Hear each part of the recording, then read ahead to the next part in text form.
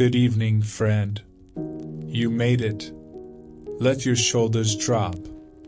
Tonight you don't need to be impressive. You only need to listen. In your mind you step into Ayodhya at dawn, where the Surya brushes sacred ghats and the first light turns mist into pale gold. Incense threads the air. Wet stone cools your feet. Mango leaves hold still in temple gardens. And here's the gentle reality check. You probably won't survive this. Because the quiet keeps going until your thoughts get bored and wander off. So, before you get comfortable, take a moment to like the video and subscribe. But only if you genuinely enjoy what I do here. Drop your location and let me know how your day has really been. Your worries, your exhaustion, or even a tiny joy that made you smile. I'm here to truly listen and offer the most sincere, heartfelt advice I can. Now turn off the lights. Take a deep, slow breath. Let your tiredness melt away, and gently close your eyes. Let's drift together into tonight's dreamlike lands. And tomorrow morning, if you still remember, send me a message and tell me what you dreamed. You arrive as if morning has been waiting for your feet. The air is cool and makes your face feel newly washed. Your indigo cloth rests heavy on your shoulders. Your russet sash is a little crooked, and you move carefully, as though your tiredness might crack. Ayodhya is awake already, but it wakes like a disciplined household. No slammed doors, no pointless hurry. A narrow lane leads you down, bending between walls that still hold the night's chill. The closer you get, the more the city's sounds soften into a single hush. The Surya is not roaring. It is sliding. It brushes the ghats with a low, patient murmur, like someone smoothing a sheet over a bed. Then the steps appear, broad terraces of stone descending toward the water.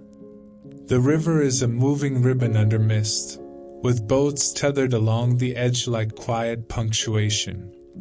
People gather in small clusters on the ghats. Some move with the certainty of habit, hands carrying folded cloth, small bowls, leaf boats shaped with practiced fingers. Others hover, unsure, like you, trying to be respectful without turning respect into a performance. You keep your gaze soft. You let your body learn the pace. Near the waterline, lamps are being prepared, clay cups, brass bowls, leaf boats, oil poured carefully so it doesn't spill. The oil catches the first light and flashes. Petals scatter across stone, orange and yellow, and a sharp red that looks almost too alive for this hour. They settle into cracks, stick to damp patches, drift toward the edge. You descend a few more steps. The stone cools under your soles and snaps your attention into place. You remove your footwear, set it aside where it won't trouble anyone, and stand still with bare toes on cold stone, letting the sensation say, plainly, you are here. You are not required to understand everything. You are only required to be gentle. A bell sounds somewhere above, not loud, just present. Smoke curls through the air, thin and sweet, and you taste it when you breathe in. It mixes with river coolness, with wet leaves, with something warm from food being prepared higher up the steps. Your stomach notices and becomes dramatic. You watch how people meet the water. There is no rush, no spectacle, only careful choices. Shoes left in tidy pairs. Cloth adjusted over shoulders. Hands briefly pressed together. Bodies bending, rising, bending again. The gestures are simple, practiced, and steadying, like a routine that holds the mind in one piece. When you finally step into the Surya, the water takes you politely. It's cold, clean cold, honest cold, and it grips your ankles like a reminder. You stand still and let the chill climb your legs, and your thoughts thin out, as if someone has opened a window in a stuffy room. The river moves past you without argument. A leaf boat offering brushes your shin and continues on, unbothered, already committed to drifting. Behind you, the ghats keep working. More lamps are arranged. More petals are scattered. Hands reach out at the right moments, not grabbing, not claiming, just steadying. Nobody speaks to you. Nobody needs to. You are included by proximity, by bare feet, by the softened way your shoulders drop when the water says it doesn't care what time it is. A bird skims the surface and disappears into fog. A dog stretches on a higher step, convinced the universe will continue without his input. The sun lifts, and the color of everything shifts. Gray becomes honey, wet stone turns to glass, brass becomes a small, contained flame. Even your reflection looks kinder in moving water, blurred at the edges, forgiving. A lamp is set onto the current nearby. The flame stays upright, stubborn and tiny, and it rides the slow pull of the river as if it trusts the world to carry it. You follow it until it becomes a speck, then nothing, and something in your chest loosens, quietly, as if you've stopped gripping a thought you didn't know you were squeezing. You step back onto the stone. Water runs from your ankles in bright threads. You climb slowly, letting the ghats lift you into the waking city. Above the steps, lanes are waiting, and somewhere beyond them, behind shutters, behind wood-scented workshops, the bowmaker's quarter begins to stir, patient as the river, ready to let you wander closer. You keep climbing, and the city opens in layers, steps, terraces, narrow landings where people pause to breathe, and the upper edge where the lanes begin to tangle into morning. The river stays beside you, not as scenery, but as a steady presence you can feel in your skin. Even after you leave the water, the chill clings lightly to your calves, as if the Soraya has signed its name on you in invisible ink. On the next terrace, lamp making becomes quiet choreography. Leaf boats are folded and pinched into shape, their seams pressed with thumbnail precision. Clay cups wait in tidy groups. Brass bowls are wiped until they catch and throw the new sun. Oil is poured in slow threads so it doesn't splash or waste itself. Wicks are trimmed, coaxed, centered, tiny decisions made like they matter. And they do, because on these steps, care is a language. You stand near enough to learn without hovering, close enough to sense the rules that aren't written anywhere. You don't step over anyone's offerings. You don't crowd the waterline like it's a stage. You keep your hands from grabbing, your elbows from claiming space. You watch for the subtle glances people exchange, the silent permissions, the silent warnings. It's a social map you can't translate, only absorb. Incense smoke drifts low along the stone, curling into itself, then thinning. It softens the light, as though someone has rubbed the edges of the morning with a thumb. You breathe it in slowly, tasting sweetness and something sharper underneath, like bark. The scent doesn't drown the river smell, it braids with it. Wet stone, oil, flowers, and the faint warmth of milk boiling somewhere above you.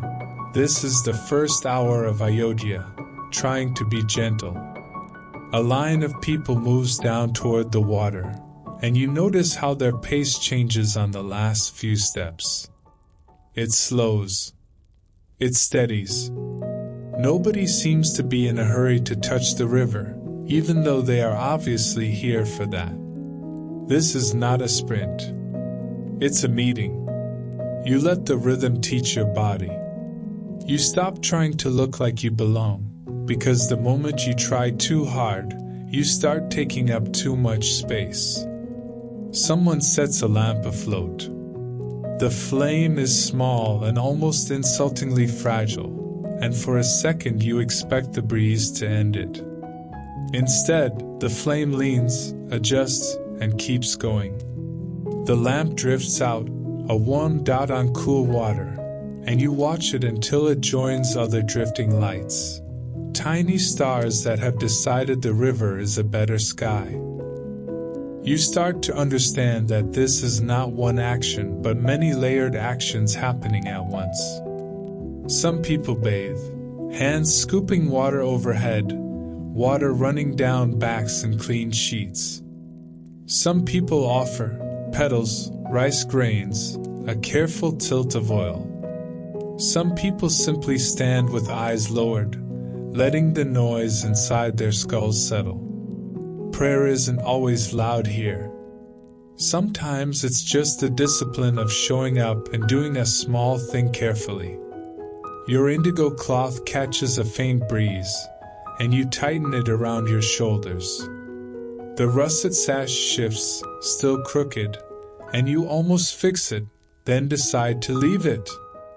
It's oddly comforting to look slightly unprepared. It keeps you humble. It keeps you from believing you're the center of a place that has been doing this for longer than your imagination can hold. You edge closer to a cluster of offerings and feel a gentle pull of social gravity, an invisible. Not there, an invisible. Here is fine. You follow it, and it works. Nearby, steady hands arrange petals with the calm of someone making a bed. The petals are not tossed, they are placed.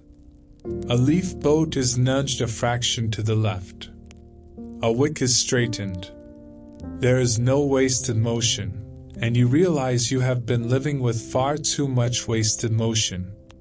Bells sound somewhere above, and the vibration runs through the air like a thin thread you can follow. The city isn't fragile. It's practiced. It has room for your ordinary presence. Down by the waterline, you notice a lamp that has stalled near a step, trapped in a lazy eddy. The flame still burns, but the leaf boat wobbles, as if it can't decide whether it belongs to the river or the stone. A hand reaches out and nudges it free. No fuss, no announcement. The lamp slides back into the current and rejoins the slow parade of light. The moment is so small you might miss it, and yet it lands in you like instruction. Things get stuck. You don't panic. You help them move again. The fog thins and details sharpen. The carved edges of steps, damp footprints, brass catching sunlight like a wink. Above the terraces, the lanes wake louder. You hear the first sweep of brooms, the clatter of vessels, shutters being unlatched. Then a new scent threads through the smoke, fresh wood, resin, the faint sweetness of sap. Somewhere behind those lanes, hands are already working with grain and fiber, shaping something meant to bend without breaking. You don't rush. You learn the final unspoken rule of the ghats. You don't hurry the leaving either. You step away slowly, as if you're trying not to wake a sleeping animal. And when you finally turn toward the city's narrow veins, you carry the lamplight inside you, steady, small, refusing to go out just because the world is busy. You drift away from the ghats with that stubborn little lamplight still behind your ribs, the kind that doesn't flare up or show off, it just stays. The lanes above the steps tighten around you, and the city's morning machinery turns louder, brooms whisking dust into small obedient piles, shutters lifting, brass clinking, the soft complaint of ropes being pulled, knots being tested. Your bare feet meet warmer ground now, the stone giving up its night coolness inch by inch, and you almost miss the river's clean bite on your ankles. The smell changes as soon as you leave the open air of the water. Smoke is still here, but it's mixed with milk and grain and crushed flowers. Incense no longer floats like a separate thing. It gets tangled in everything. You breathe in and the air tastes busy. A figure falls into step beside you as if you've been expected, not announced, not celebrated, just absorbed. Your guide moves with the calm of someone who knows every crack in the lane, and you sense the shape of hospitality without anyone needing to declare it. A hand indicates a turn before you even notice the option. A pace slows when you hesitate. Space is made for you in a way that doesn't draw attention, which is the highest quality of kindness, really, helping without making you feel like a project. Your sash is still crooked. It remains stubbornly crooked. You decide it's now a symbol of humility rather than a personal failure, which is a very convenient way to live. The market begins like a murmur, and quickly becomes a whole mouthful of sound. You step into a lane where people move in currents, slow at the edges, fast in the center, swirling around stalls like water around stones. Everyone seems to know where they're going, and you, naturally, are the drifting leaf boat. You keep your shoulders soft, keep your gaze low enough to be polite but high enough not to walk directly into a basket of mangoes and create a legend about the clumsy stranger. Marigolds show up first. They're everywhere, piled in turmeric yellow mounds, threaded into garlands stacked like small suns on trays. Petals cling to fingers and fabric. A garland brushes against your indigo cloth and leaves a faint dusting of yellow, as if the city is marking you for entry. The flowers smell warm and slightly sharp, a clean brightness that cuts through smoke. Milk follows, thick in the air. You pass clay pots and brass vessels with creamy rims, steam rising in gentle, milky sighs. There's a sweetness that isn't sugar, more like comfort. Your stomach responds with dramatic devotion, as if it has never been fed before in its entire life. You ignore it with the discipline of someone who knows the difference between hunger and greed, barely. Incense is the third contestant in this morning competition, and it refuses to lose. Sticks burn in little clusters beside offerings, sandalwood and something deeper, resinous, almost honey dark. The smoke drifts over fruit and cloth and warm milk, insisting on being included. The combination should be chaotic. Somehow it isn't. It's like listening to many instruments at once and realizing the mess is actually a song. Your guide leads you through the tightest part of the lane, where stalls press close and arms lift and lower in constant trade. Brass bowls flash in shell gold sunlight. Woven baskets hold betel leaves, rice grains, small heaps of spices you can't name but can smell, earthy, bright, bitey. Cloth hangs in soft folds, teal greens, rust reds, deep blues. The colors don't shout, they hum. You learn the practical geography of the crowd. Keep your elbows in. Keep your pace steady. Don't stop dead in the middle unless you want to be converted into an obstacle. If you must pause, you edge to the side like someone who respects the river of people. You remember that lamp on the ghats that got stuck in an eddy and needed a small nudge to rejoin the current, and you take the hint. You keep moving.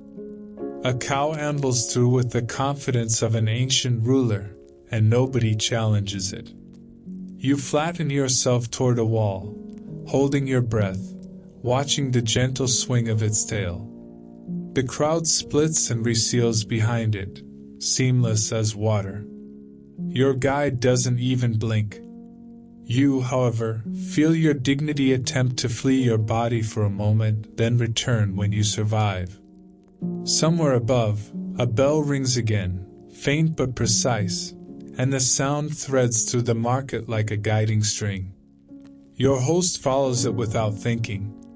You follow because it feels safer than trusting your own sense of direction, which currently consists of wide-eyed optimism and a vague hope the universe will carry you.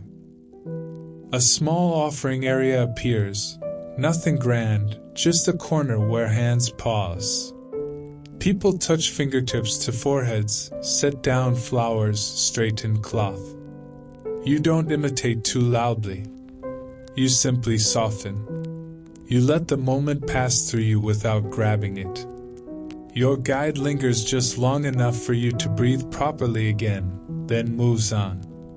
The lane narrows further, and the smells shift again. Fruit becomes more dominant, mango skin, green and sweet, mixed with crushed leaves. The air cools for a few steps where shade holds between buildings. You hear the rasp of a file on wood from somewhere behind a closed shutter, and the sound lands in your spine like a promise. Resin, too, clean, pine-like, sticky in the throat. Your guide turns their head slightly, as if checking whether you noticed. You did. You pass a stall where thin cords and fibers are bundled neatly. Twine, sinew-like strands, plant fibers dried and sorted. Next to it, curved lengths of wood lean against the wall, their grain catching the light and long lines. Nothing is labeled. Nothing needs to be. The materials announce themselves to anyone willing to look. Your host steers you through one last bend, and the market's noise drops a fraction, replaced by a more focused hum, work rather than trade. The lane smells less like flowers now and more like wood dust warmed by hands. You feel it before you see it, a place where craft is practiced with the same care you watched on the ghats, where patience is not a virtue but a requirement. You step into that quieter stretch as if crossing a threshold, and your breath slows. Behind you, marigolds and milk and incense keep battling for the air. Ahead, the bowmaker's quarter waits behind wooden shutters, already awake, already shaping something meant to bend without breaking. You move deeper into that quieter stretch, and the lane seems to exhale. The market noise doesn't vanish. It just gets padded, muffled by walls and hanging cloth and the simple fact that fewer people are trying to sell you something at full volume. Here, the air tastes of sawdust and resin and that faint, clean bitterness of sharpened metal. It's a working smell, not a perfume. It doesn't flirt. It commits. The shutters begin. Long, wooden faces turn toward the lane, some latched, some cracked open just enough for light to slip inside like a curious finger. From within, you hear the private music of craft, a blade whispering a long grain, a file singing softly against metal, a bundle of fibers being pulled taut and released with a small, tired sigh. The sounds are oddly calming, like a slower version of the ghats lamp making, less oil and petals, more tension and patience, but the same careful hands. You remember that tiny flame floating away earlier, refusing to die just because the breeze had opinions, and you realize this quarter is built on the same stubbornness. Your guide leads you toward one shutter that is open wider than the rest, and the light inside looks different, warmer, dustier, full of floating particles that make the air seem thick and golden. You step over the threshold and the temperature changes immediately. Outside is river-cool memory and lane shade. Inside is held warmth, the kind that comes from bodies working and tools resting after use. The workshop is simple but dense with purpose. Racks of wood lean against the wall, each piece chosen not just for beauty but for the way it behaves under stress. Some lengths are pale and straight-grained, others darker, with tight rings like slow time recorded. You notice curves in certain staves, not flaws, intentional shapes coaxed into being. On a bench, a stone and a wet blade sit together like old friends who don't need introductions. There are tools everywhere, but none are scattered. They have places. A small hammer with a worn handle. A chisel with a sharpened edge that catches light like a thin smile. A bundle of scrapers, each slightly different, each designed for a particular stubborn surface. A clamp that looks like it has held 100 arguments between wood and will. Even the floor carries evidence. Fine dust, curled shavings, tiny fragments that glitter when the sun hits them, the workshop's quiet confetti.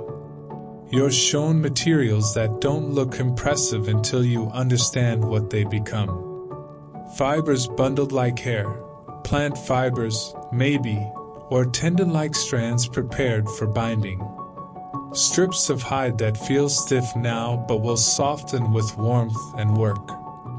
A pot of glue near a small heat source, thick and amber, giving off a faint animal sweetness that instantly makes you think of river offerings. Different substance, same devotion to careful handling. You watch hands test it with a stick, then wipe clean in one practice motion. No mess allowed. No waste allowed. You can almost feel the discipline in your own fingers, as if your body is trying to copy what it sees. In one corner, you notice a bow in progress. Nothing dramatic yet, just the beginning of a curve and a promise. It rests like something sleeping, not ready to be touched. The wood is smooth in places, rough in others, and you understand that the roughness isn't neglect, it's a stage. The curve isn't forced, it's persuaded. The people here move with a particular kind of calm. Not slow, not lazy, precise. Apprenticeships are visible without anyone announcing them. You can tell who is learning by who watches the longest before moving.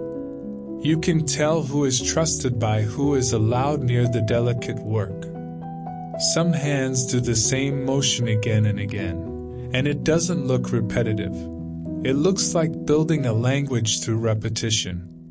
Craft becomes devotion here in the most practical way, attention. The same attention you saw at the ghats when someone straightened a wick so the flame wouldn't sulk. The same attention you used in the market when you kept your elbows tucked in so you didn't become a human disaster. Here, attention is the difference between a bow that holds and a bow that fails quietly when it matters. So the attention is constant, and nobody treats it like a heroic act. It's just the job.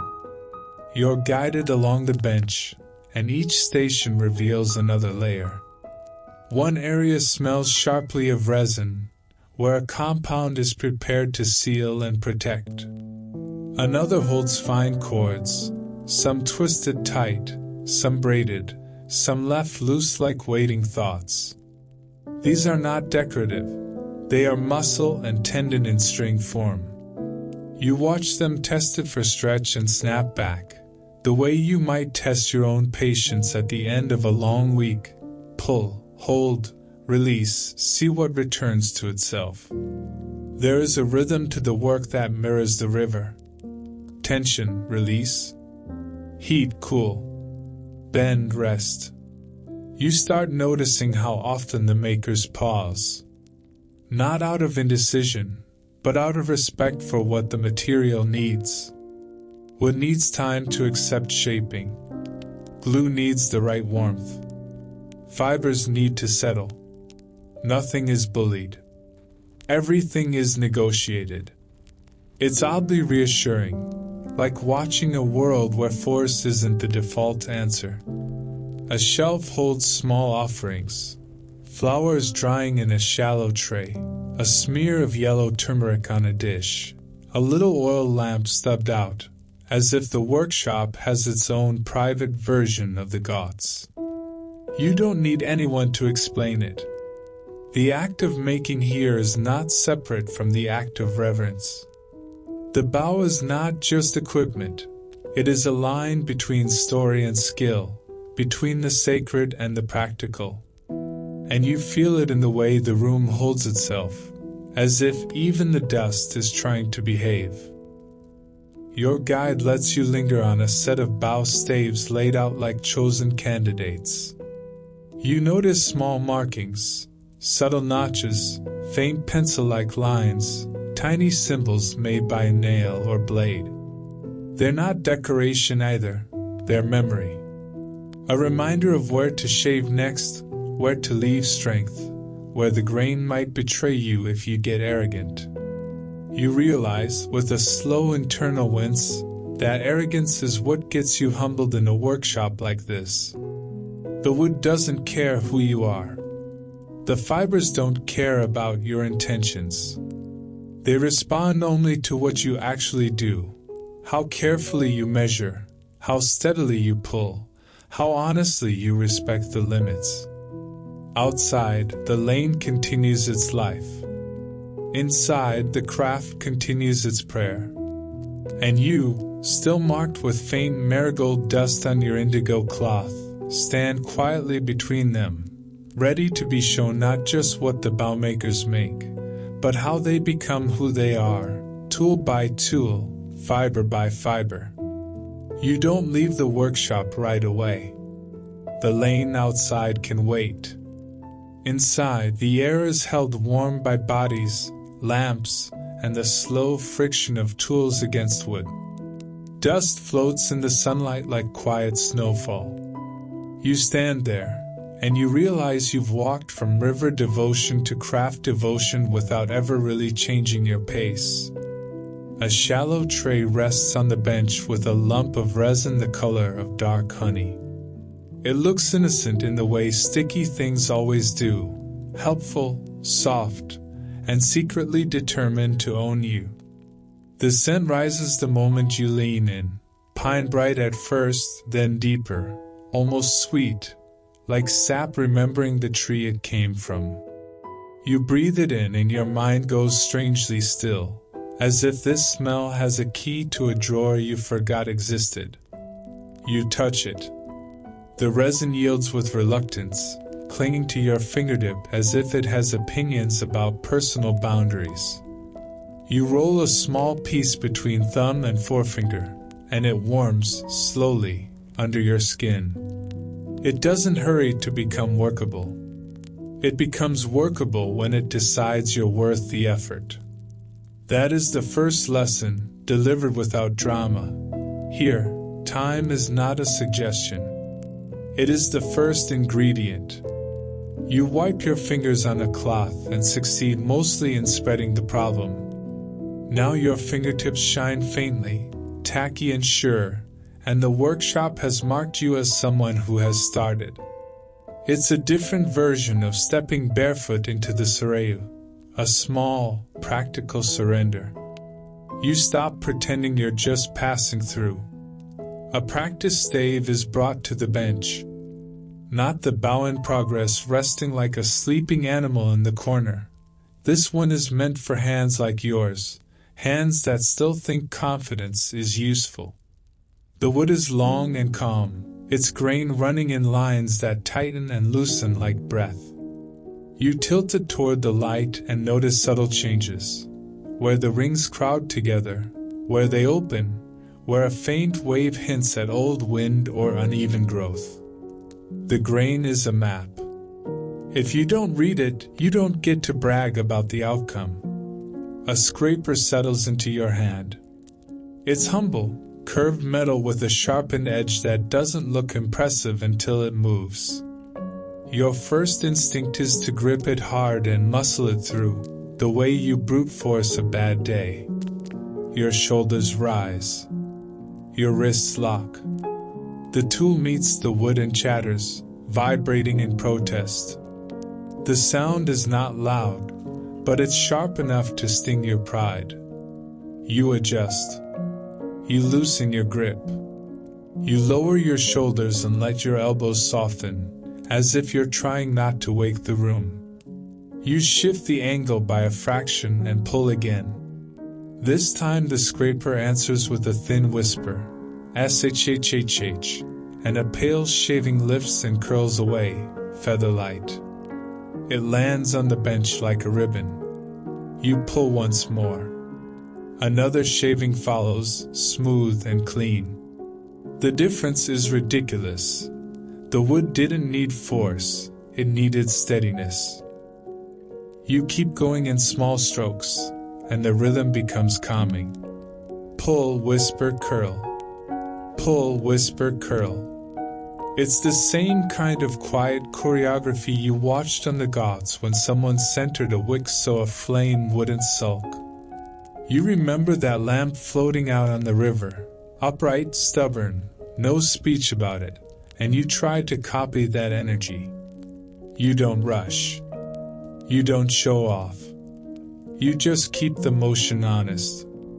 Then resin returns to remind you that craft is not only cutting and scraping. Bundled fibers are laid out beside the stave, aligned carefully like hair that has been combed 100 times. Your sticky fingertips press into them, and the resin grips, binding strands together. You twist gently, and the bundle tightens into something that feels less like material and more like intention. The scent sharpens again, clean and bright, and you realize it will follow you in memory long after you forget the exact curve your hands practiced today. You notice faint markings on the wood, tiny lines and notches that look decorative until now. Up close, they read like restraint made visible. Where to stop, where to preserve strength, where confidence becomes careless. The lesson lands in your hands as you scrape. Shaping and ruining are separated by a single extra stroke you feel like taking. The wood doesn't reward enthusiasm. It rewards restraint. You work long enough for warmth to collect at the base of your neck, long enough for dust to cling to the resin on your skin. And then the most important instruction arrives, simple and nearly insulting: pause. You stop after a few strokes and run your fingertips along the surface. Your fingers find what your eyes miss: a slight ridge, a spot too thin, a place where the grain feels uneasy. You correct by doing less, not more. You learn to listen through touch. The workshop sounds settle into one gentle layer, a file rasping somewhere, fibers stretching and relaxing, a soft tap of wood meeting wood. Your breath falls into that rhythm. Your mind stops sprinting ahead to outcomes. You understand, finally, what the baumakers have been teaching you without words. Patience is not the mood you bring to the work. It is the material you work with first. When you set the scraper down, your fingertips are tacky with resin, your nails hold pale dust, and your palms carry the wood's faint texture like a fingerprint. You haven't made a bow. You have made something quieter and more useful. The ability to slow down and still be steady, still be here. You set the scraper down, and for a moment your hands don't know what to do without a task. Your fingertips are still tacky with resin, your palms still remember the grain, and your mind is almost embarrassingly quiet, like it has finally agreed to stop sprinting for no reason. Dust clings to your skin in a soft, pale film. The workshop feels warmer now, not because the sun changes, but because you've been allowed to belong to the rhythm of it. This is the exact moment the world tends to drop a responsibility into your lap, the way a cat drops a dead leaf at your feet and expects praise. An apprentice-like figure appears with a cloth, and you wipe your hands slowly, trying not to spread resin into new and exciting places. You manage to clean your fingers enough to feel human again, though the scent of sap stays with you, pine bright and steady, like a reminder you can't argue with. You turn, expecting the calm continuation of practice. Instead, you notice the posture of the room shifting. People aren't panicking. That would be loud. They're doing something more serious. They're moving with purposeful restraint. Tools are set down in a particular order.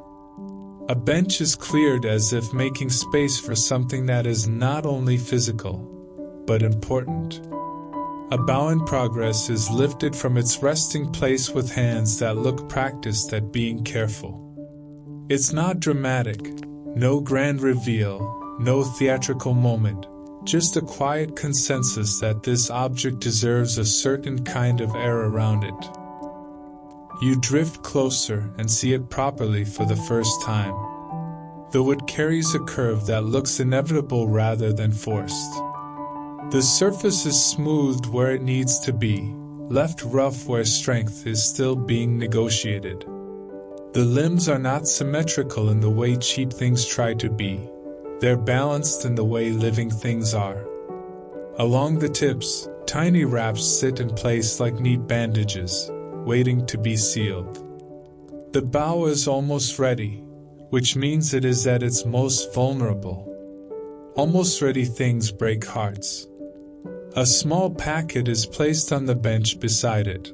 Folded cloth, a waxy leaf, something carefully contained. You see the empty space where a final component should be. You don't know what it is yet, but you recognize the shape of the problem instantly. The workshop has built itself on patience and precision. It can't tolerate missing pieces. There's no improvising with sacred workmanship. Not here. The ceremonial order arrives without ceremony. A runner doesn't burst in. No one announces urgency.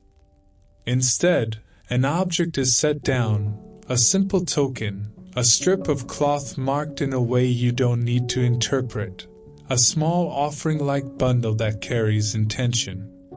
It's enough. It changes the air. This bow isn't meant for a private customer or a quiet hunt. It's meant for a public rite, a moment where craft and devotion braid together so tightly you can't tell where one ends. You don't need the story explained to feel the stakes. Ayodhya holds old narratives in its bones. Sometimes those narratives are reenacted not with loudness, but with precision, by building and carrying and offering things that stand for something larger than themselves. A bow, in this place, isn't just wood under tension. It's a symbol of discipline. It's a line drawn between vow and action. It's a tool that reminds people that devotion isn't always soft. Sometimes it's steady. And now, one small element threatens to delay it. You watch the maker's hands hover over the unfinished tip wraps. The wraps are clean, tight, beautiful in their quiet way, but not complete. They need sealing, something to set the fibers so they won't creep under tension, something to protect the final bindings from humidity and sweat and sudden weather. You think of monsoon clouds you haven't even met yet and feel a mild, premature resentment toward the sky. The missing component turns out not to be rare in the way gold is rare. It's rare in the way the right thing at the right time becomes rare. It's a particular resin, pale, gummy, quick to soften under warmth, used to seal and bless the final wrap. Not just any resin. Not the dark honey lump you rolled between your fingers earlier.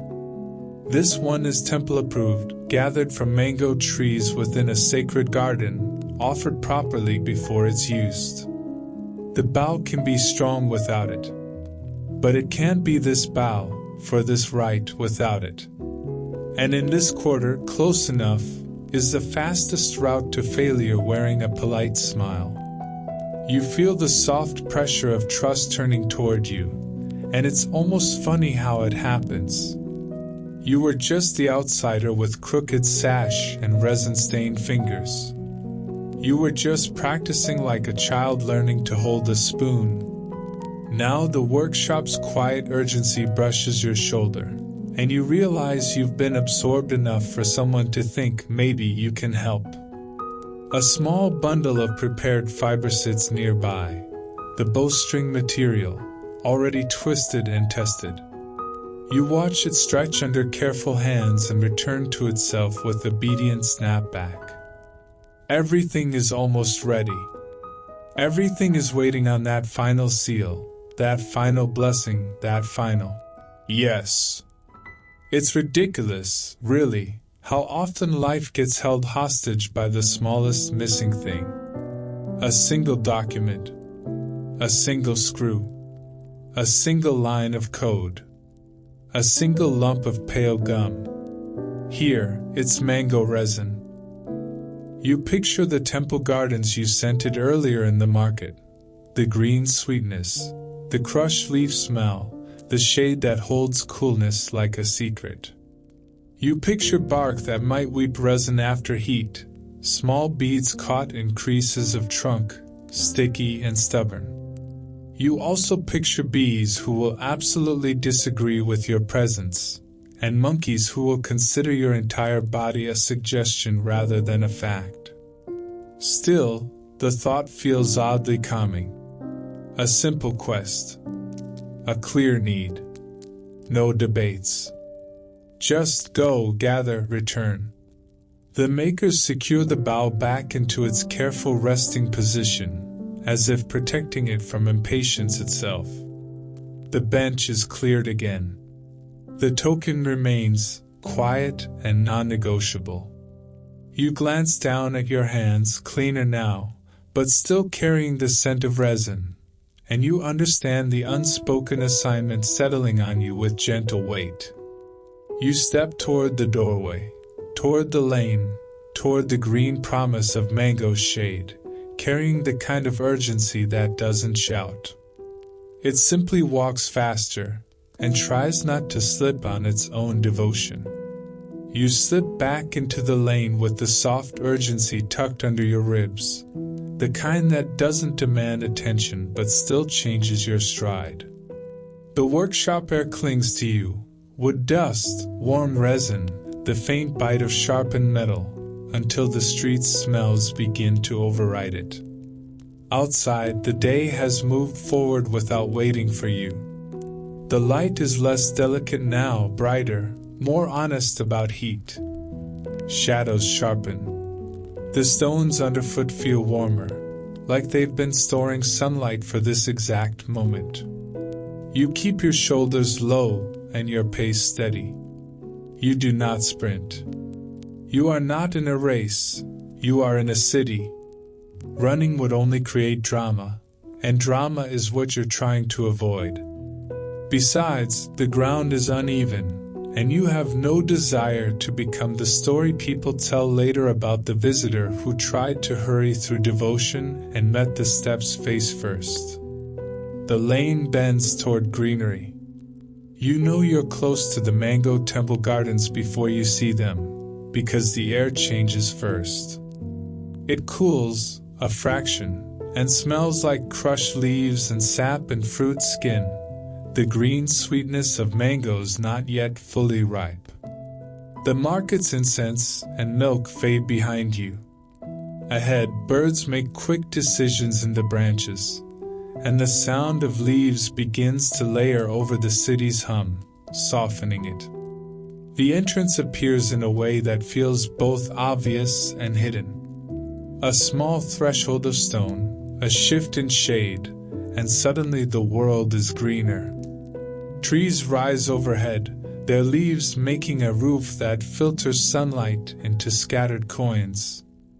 The ground underfoot becomes a mix of packed earth and worn stone, cooler where shade holds it. The garden air is different from river air and workshop air.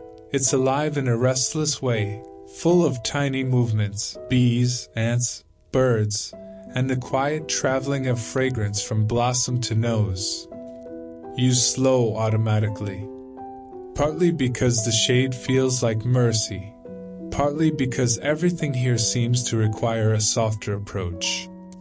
The mango trees don't look ornamental. They look ancient and practical, trunks thick, bark rough, branches spreading with confidence. Some fruit hangs high, heavy and green-yellow, and you can almost taste it just by looking. Flowers bloom in small, pale clusters, and the scent is sweet but not lazy, more like a promise than a dessert. You remember the requirement. The resin must come from mango trees within this sacred garden, gathered properly, not yanked like a thief. It must be offered before it's used, or the workshop will not touch it for a ceremonial bow. You don't fully understand the theology, but you understand the logic. Ritual is a kind of quality control for the soul. It forces you to move slowly enough to notice what you're doing. You skin trunks and branches for resin, beads or streaks, pale and gummy, caught where bark cracks or where a branch has been bruised by wind. It's not obvious at first. Mango trees are not generous with their secrets on command. You walk beneath them, eyes adjusting to the pattern of light and shade, noticing how the bark shifts from smooth to rough in patches, how sap stains darken in old places. You look for fresh weeping, not dried scars. Your first obstacle arrives exactly as expected, because nature loves clichés. A small troop of monkeys occupies a section of the garden with the confidence of tenants who have never paid rent. They perch on low branches, sit in the shade, groom each other, and stare at you with the hard, unblinking judgment of creatures who have watched generations of humans make the same mistakes. You keep your hands close to your body. You do not flash anything edible. You do not meet their gaze for too long. You do not behave like a tourist who thinks cute is a protective charm. You walk like you belong, even if you don't, because uncertainty reads like weakness and monkeys are basically tiny, furry management consultants. They smell hesitation and immediately recommend chaos. A bee lands on a mango blossom near your shoulder, and you freeze. The garden is full of bees, working with single-minded purpose, and you suddenly feel very underqualified. You hold your breath and let it move on. You remind yourself that everything here has its own job, and your job is small: find resin, gather a little, leave the rest alone. You spot it at last, on the shaded side of a trunk where a branch joins, a pale bead of sap swelling like a tear that refuses to fall. It shines faintly in the broken sunlight. Another bead clings nearby, smaller, and between them a thin smear indicates the tree has been giving quietly for some time. You approach slowly, like you're nearing something that might startle. You don't touch yet. You watch. You check for ants traveling toward the sap, because ants love free sugar and will defend it with ridiculous courage. Sure enough, a thin line of them moves along the bark. You adjust your approach to avoid disrupting them, because you have no desire to begin a personal war with creatures the size of punctuation marks. You find a small leaf, broad, clean enough, and fold it into a shallow cup the way you saw leaf boats folded at the ghats. Your fingers remember the pinch and press. The shape isn't perfect, but it holds. A tiny callback forms in your mind: lamps on water, leaf boats in motion. Now it's leaf cups under trees, a different kind of offering, still shaped by the same patient hands. You scrape gently with the edge of a thin stick, something fallen, not torn from the tree, lifting the resin bead carefully so it drops into the leaf cup. It stretches like taffy, then releases, sticky and pale. The scent is subtle but distinct, green sweet, faintly floral, like mango skin warmed by sun. You gather only what is needed. You don't strip the bark. You don't dig. You take the smallest adequate amount, because taking more would be greed disguised as preparation. A monkey shifts above you, and you feel eyes on the leaf cup like a spotlight. You tuck it close to your body, shielding it with your hand, and take a careful step back. The monkey doesn't leap down. It simply continues to stare, as if deciding whether you're worth the trouble. You keep moving, calm and boring, because being boring is a surprisingly powerful defense. Now comes the proper part. You locate a small temple corner within the garden. Nothing grand, just a quiet stone platform under leaves, with a place where offerings rest. You pause. You don't invent gestures you don't understand.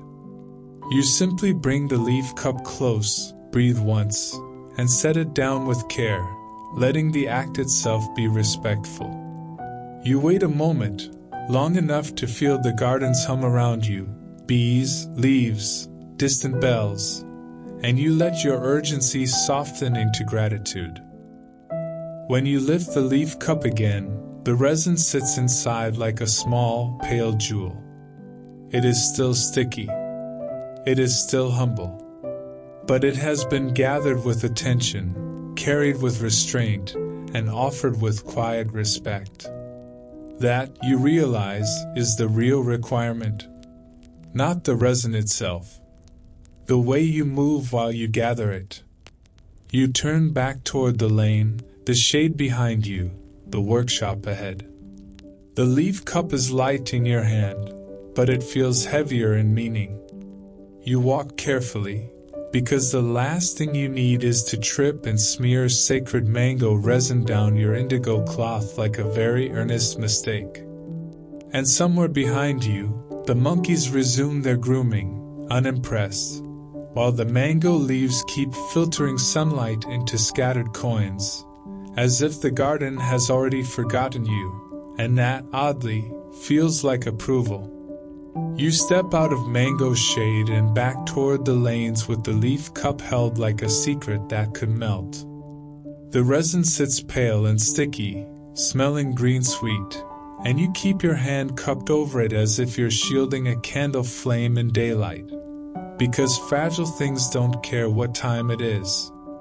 At first, the route feels obvious. You remember the bend where market noise softened, the stretch where wood dust replaced marigolds, the corner where resin scent first threaded into your breath. You take those steps with quiet confidence, and then the sun climbs higher and confidence starts sweating. Heat rises from stone in a steady, patient burn. The lanes thicken with bodies and errands. Morning's gentle order becomes midday's efficient bustle. Carts scrape by, metal clinks, fabric brushes, people pass close enough that you feel their movement in the air. Your indigo cloth turns heavier, as if it's been drinking sunlight, and your crooked sash becomes a small annoyance you can't afford to fix. A junction appears that you don't remember. Two narrow lanes split like a forked thought. Both look plausible. Neither offers you the courtesy of a sign. You choose the one that seems to carry a faint resinwood note, and within a few turns that note dissolves into ordinary lane smell, dust, spice, warm cooking oil. You keep walking anyway, because turning back is a decision and your brain is currently acting like decisions cost money. Another turn. Another bend. The lane tightens. Light bounces off walls and makes your eyes squint. A stream of people moves past you, and for a second you consider following them just to borrow their certainty. Then you remember the ghats. Currents don't care where you personally need to go. So you stop at the edge of a wall, careful not to block anyone, and you listen. The city has layers. Footsteps thump softly on stone. A broom scrapes somewhere. A bird argues with another bird in a patch of leaves. A distant file rasps, metal whispering against metal. And under it all, a bell. Not a huge temple bell of spectacle, but a smaller, steadier one, ringing like a point on a map. It sounds again, and you feel it in your chest as much as your ears. You start walking toward it with intention rather than speed. Your breath becomes your metronome, in slow, out slow. You keep the leaf cup level, because the resin is sacred and sticky and absolutely willing to make your day worse if you get dramatic. The lane curves and throws the bell sound sideways, then back. You follow anyway. Heat presses at your forehead, urging you to rush, urging you to guess. You refuse. You let your feet be patient and your eyes be humble. A breeze slides through a gap between buildings and smells faintly of water. Cooler, cleaner, river adjacent. You turn your face into it for a moment, letting the Soraya's presence become another guide. Bells and breath, wind and feet. You choose a turn that aligns with that cooler thread. For a few minutes, Ayodhya becomes a sensory puzzle you solve without panic. You watch where people drift toward shade. You notice where the ground cools along walls. You track the bell's steady pulse. You wait for the workshop scent to return, resin brightness, then sawdust, then that clean, sharp hint of tools. And that's when the small problem turns physical. Under your warm hand, the resin begins to soften. The leaf cup grows tackier, its folds more eager to relax. You feel your grip tighten, then you deliberately loosen it. You lower your hand to let air pass over the cup. You step into shade whenever it appears, staying near walls where sunlight can't reach you as easily. You slow down, becoming a careful platform for something the size of a coin. A monkey perches on a low wall ahead, watching you with the bored authority of a judge who's seen better defendants.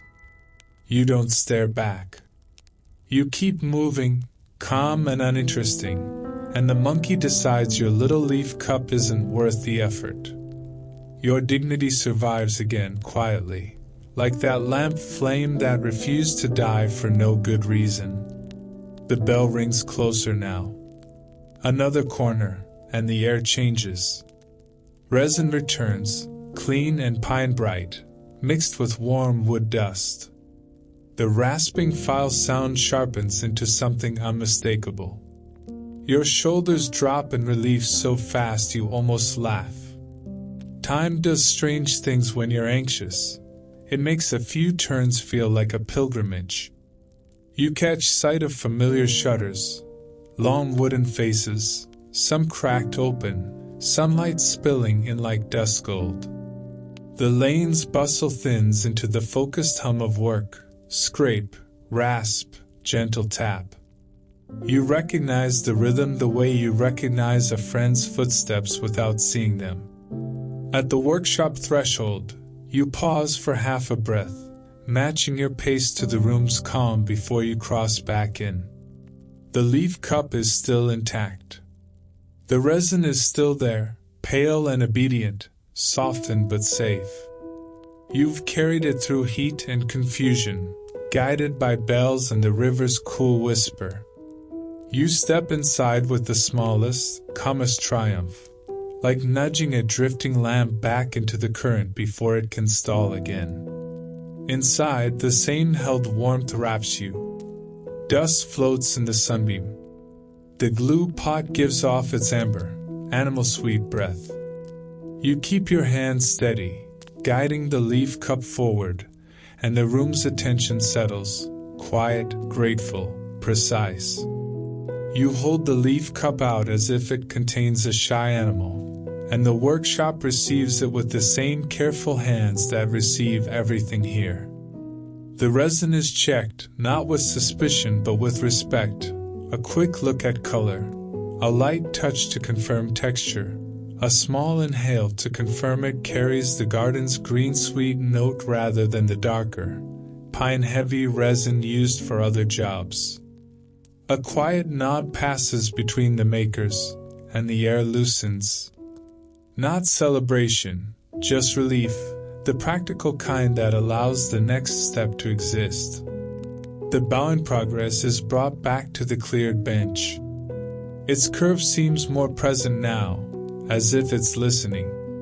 The final wraps at the tips wait like bandages that need sealing before they can trust themselves. The resin is warm just enough, held near heat, coaxed into softness, then applied in thin, deliberate layers. No globs. No drama. The pale gum becomes a translucent sheen, setting fibers into place, locking them into a disciplined embrace. You watch the process with a strange gratitude, not only because you delivered the missing piece, but because you're allowed to see how finishing is done here. It's not rushed. It's not, finally. It's the same attention you saw on the ghats when someone placed petals one by one instead of throwing a handful and calling it devotion. Finish, you realize, is just the last chance to be careful. When the sealing is done, the bow is set aside to rest. Rest is part of the work. Everything that bends needs time to accept its shape. In the quiet space that follows, your guide returns, and the day tilts again. The ceremonial order hasn't vanished. It has expanded. Outside, Ayodhya is building itself towards something. You can feel it in the way the lane sounds shift. Less bargaining, more purposeful carrying. You step out and notice new structures rising like temporary skeletons. Bamboo poles lashed together, cloth canopies stretched overhead, strings of flowers being hung in patient arcs.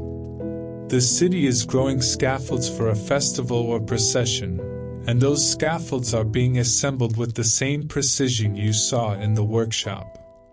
Even celebration here is engineered. Your guide leads you along a route that skirts the busiest flow, weaving through edges where you can walk without becoming a problem. You pass piles of garlands waiting like bright snakes, marigold, jasmine, red blooms that stain the air with sweetness.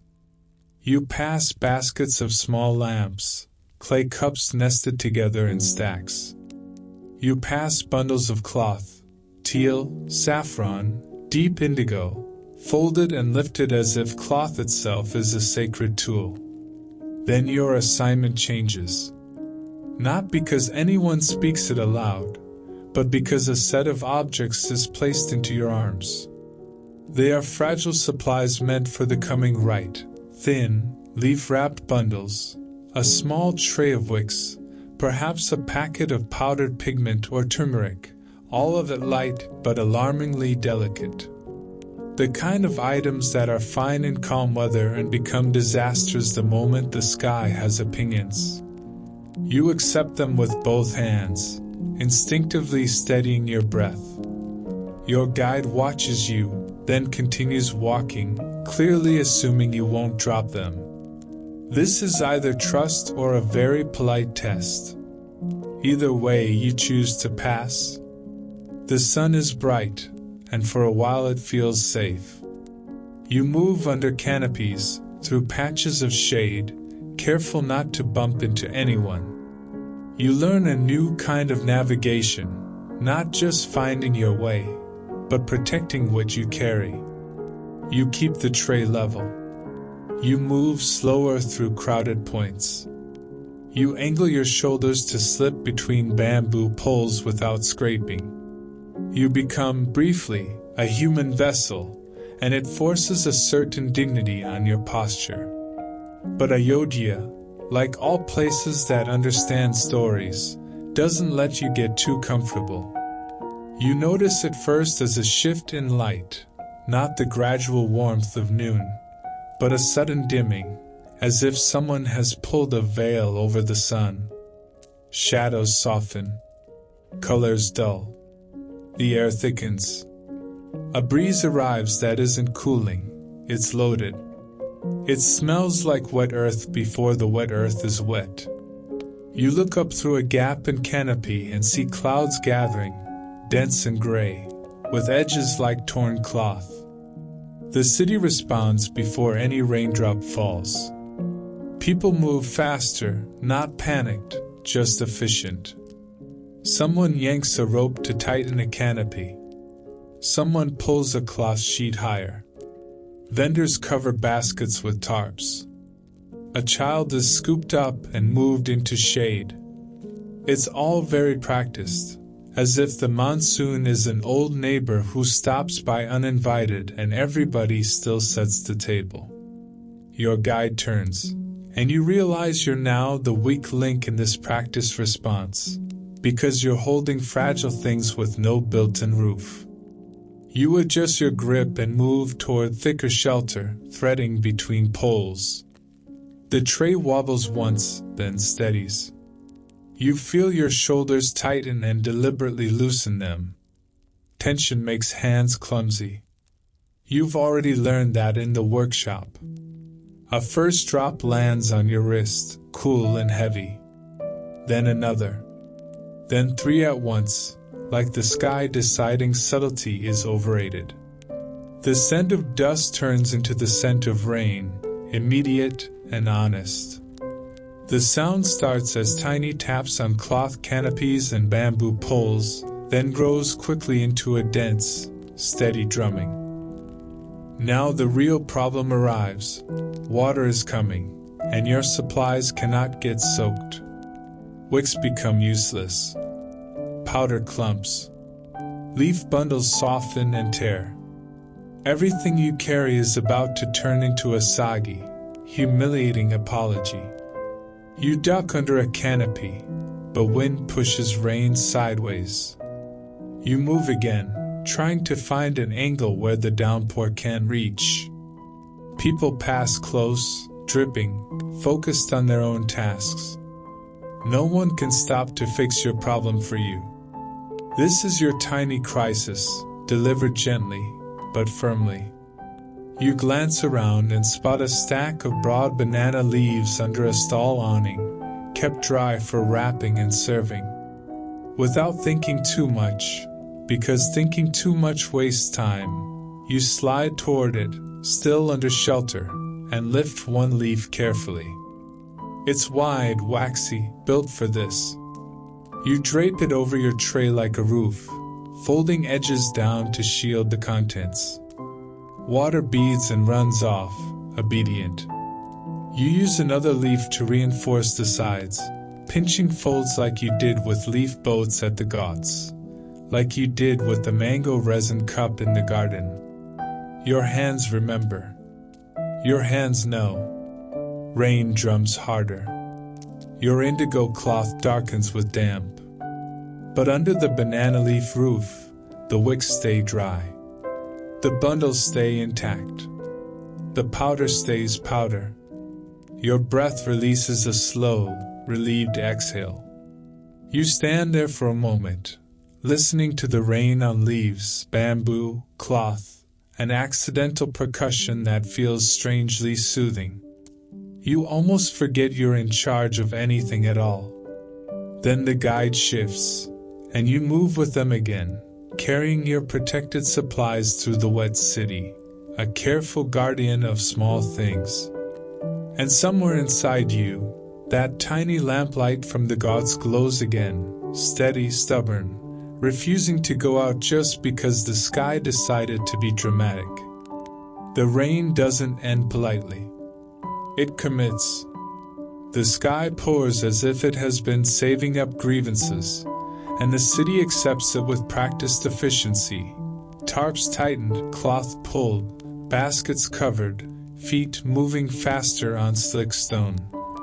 Water runs in thin streams down the lanes, collecting at low points, turning dust into a dark paste that clings to soles and hems. Your banana leaf roof holds, glossy with beaded water. Drops slide off its veins in quick little rivers. You keep the tray level, letting your wrists act like steady brackets. The leaf edges flap once in wind, and you pinch them tighter, folding and tucking the way you folded leaf boats earlier. You feel oddly grateful for every small lesson Ayodhya has quietly forced into your hands today. It's not romantic. It's functional. And it keeps things from falling apart. The ghats are not far, and as you move, the city's slope begins to pull water in that direction. Your sandals, if you're carrying them, feel like dead weight. Your feet meet wet stone, and the texture changes with every step. Smooth patches become dangerous, carved edges become grips, puddles hide uneven dips. You place each foot like a vow. You do not hurry. Hurrying is how people become a story in the worst way. The scaffolds in the lanes glisten now, bamboo poles darkened by rain, ropes tightened and shining, flower garlands heavy with water, their colors deeper, almost bruised. The marigolds look like they've been dipped in gold and then polished by the storm. Even the scent shifts, wet leaves, damp earth, incense still trying to exist in the chaos, and the faint metallic smell of rainwater touching old stone. A small lane opens into a wider stretch near the ghats, and you feel the change immediately. Sound grows larger here. Rain strikes open water with a million tiny impacts. The Suraya turns darker under cloud, its surface peppered and restless. The steps shine slick, reflecting gray sky like a mirror that forgot how to be cheerful. People move with caution down the terraces, some holding cloth overhead, some hugging baskets, some guiding children by the wrist. There's no panic, just a collective respect for physics. You join the flow carefully, banana leaves still sheltering your supplies, and your guide angles you toward a covered area where other ceremonial items are being gathered and protected. It should feel like you've solved the problem, and in one sense you have. Your wicks are dry. Your powder is safe. Your leaf bundles haven't turned into paste. You could stop here and let relief wash through you like river water. But Ayodhya doesn't deliver lessons in single installments.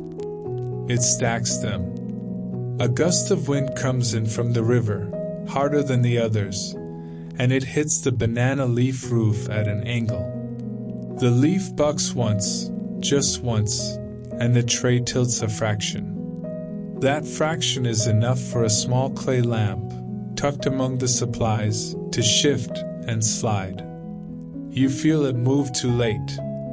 The lamp slips out from under the leaf edge and skitters across wet stone. Time slows in that unhelpful way it does when you're about to watch something go wrong. The lamp doesn't shatter immediately.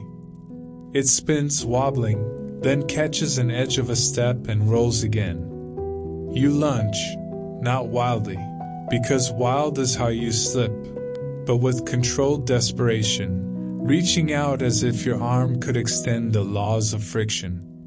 Your fingers miss by a breath. The lamp slides, and then the current of rainwater on the steps catches it like a small river catching a leaf boat. It starts drifting downward toward the Suraya. Now your crisis is no longer about wet wicks. It's about a single lamp that matters, not because it's expensive, but because it's part of the offerings, part of the careful choreography you've been watching all day. Losing it feels like disrespect, even if the river doesn't care. You can already imagine the lamp floating away, flameless, empty, becoming one more object carried out into the world. You can already feel the quiet disappointment of the people who prepared it. You move. You don't sprint. You don't shout.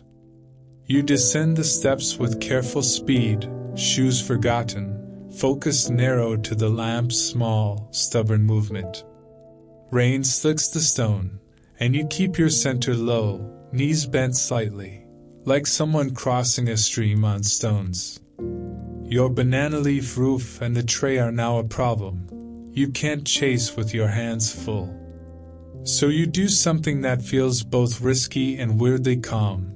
You hand the tray to your guide without ceremony, trusting them the way they've been trusting you. Your hands are free. Your heart, unfortunately, is not. The lamp reaches a lower step, bumps, pauses in a shallow eddy, then starts moving again. The rainwater runs around it, tugging it toward the edge. It's absurd how determined the world can be about small things drifting away. You time your approach. One wrong step and you'll slip, skid, and join the lamp in becoming an offering of embarrassment.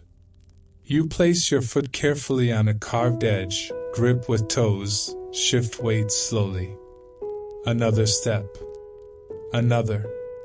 Your breath stays steady, because if your breath goes chaotic, your body follows. The lamp is now only a few inches from the waterline. The surveyor reaches for it with lazy confidence. You feel the river's pull in the air, that sense of everything wanting to slide down into it. You crouch.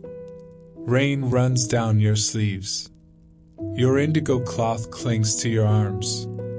The russet sash is, of course, still crooked, and now it's damp too, because why not? You extend your hand, low and slow, not slapping at the water, not making a spectacle.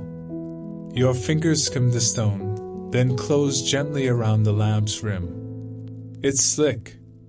It almost slips. You tighten your grip just enough. The lamp comes into your palm, cold and wet and intact. You lift it carefully, rising with the lamp held like something alive. Relief is immediate and quiet. No cheering. No clapping. Just a soft internal unnodding. You turn and climb back up the steps, moving carefully, lamp in hand, rain drumming around you like applause you didn't ask for. When you return to the covered area, your guide receives the lamp and sets it among the protected items with the same respect they would give anything meant for the right. The moment passes without announcement, and that is exactly right. Small rescues don't need speeches. They need follow-through. You stand under the shelter, dripping, listening to rain on leaves and cloth. The city's surfaces shine. The surrey keeps moving unbothered. And you, somehow, feel steadier than you did at dawn, like you've been shaped, quietly, by the same rules as wood and fiber: tension, release, careful hands, and the refusal to panic when something starts drifting away. The rain begins to thin the way a thought thins when you stop feeding it. It doesn't end cleanly, but it eases. Drumming turns to tapping, tapping to scattered drops that slide off canopies with lazy resignation. The river's surface smooths a little, though it still wears the memory of the downpour and restless ripples. Clouds loosen their grip and allow a faint brightness back into the air, not sunshine exactly, more like permission to continue. You stand under shelter with damp cloth clinging to your arms and legs, feeling the aftertaste of that little chase down the slick steps.